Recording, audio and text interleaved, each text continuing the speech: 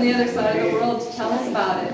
So Helen's research interests are in concepts of addiction and intoxication and drug use, both illicit and pharmaceutical. And Helen's going to talk to us a bit about her work on methadone and pain. Welcome, Helen.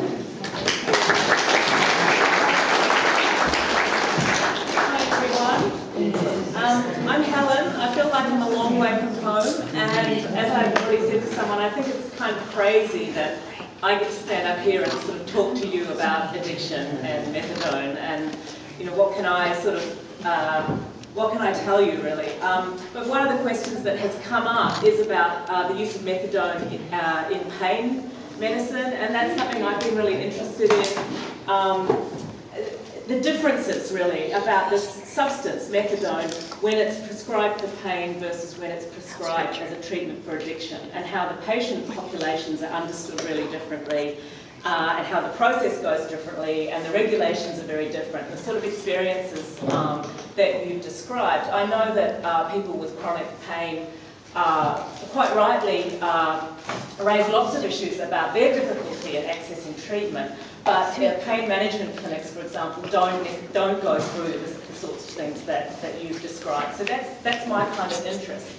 And it is the case that methadone is being used increasingly as a pain medication, at least in Australia and the United States. I don't know about Canada.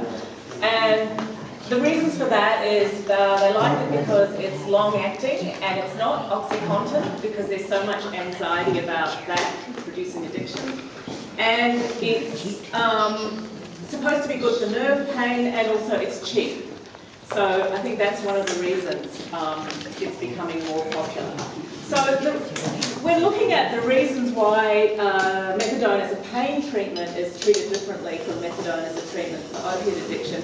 I think it partly boils down to the way medicine decides what addiction is, and how the decisions that medicine makes about what addiction is and who addicts are has really real effects on people's lives. And I think the problem is that the medical approach tends to see the problem as the person. So it's not the system or the outside world, but there's something wrong with this particular person. They don't have any self-control. They don't make good decisions, and they have the disease of addiction. And I think even when there's disease models of addiction like there are now, and they basically talk about addiction being a brain disease, you'd think that that would promote a health approach. And the people who support that brain disease model say, this is why this is a good model. If we think of addiction as a chronic and relapsing brain disease, then it will help us provide proper treatment, and it will move us from this kind of punitive system to a sort of more enlightened health system. But somehow it doesn't work like that, because at the same time that brain disease model was rising in popularity, the war against drugs was also rising in popularity. So what's the kind of obstacle there? And I think it's because fundamentally there still is this understanding of addicts as these sort of disordered people who have something wrong sort of deep inside of them. And in contrast to that, I think it's interesting that pain medicine understands addiction in quite a different way.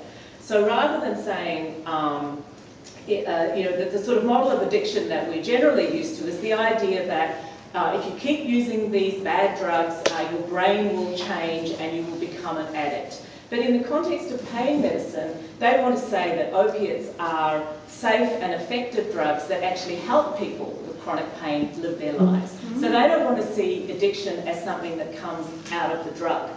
They want to see it as something that comes out of particular people who are sort of predisposed to psychological problems. So in the pain medicine context, what you need to do is not problematize the drug, but you want to problematize the population and say we need to find the people in this population who are at risk of addiction. And you screen out those kind of risky patients, the people who have the history of drug abuse or whatever. But the interesting thing is people in pain clinics and in pain medicine will sometimes end up behaving like the classic addict, doing things like lying to get more medication, doctor shopping, complaining aggressively, resorting to illegal supply. But in the context of pain medicine, they have this idea of pseudo-addiction, they call it, like a sort of, it's not real addiction, it's a kind of mimicking of addiction. And Amy's written about this as well. And what this is when a pain patient behaves like an addict, it's seen as something that's produced by the doctors because they're not providing enough pain relief. So that's why it's a pseudo-addiction, not a real addiction. And the proof of that is because if you actually, change the doses or increase the doses so the person's pain is properly controlled, then those bad behaviours stop.